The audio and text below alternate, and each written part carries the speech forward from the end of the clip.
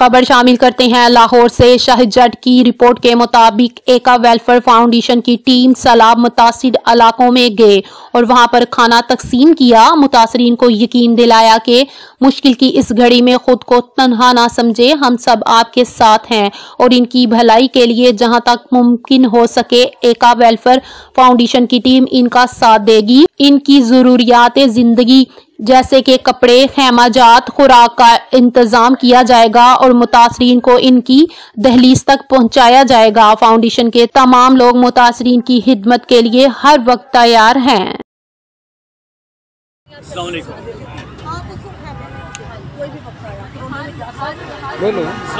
साथियों, जैसा कि आप देख रहे हैं कि हम यहाँ आके खाना जो है ना वो दे दिया है, पानी दे दिया है और हम कोशिश करेंगे कि यहाँ पर कपड़ों की नीड है, यहाँ पर बिस्तरों की नीड है।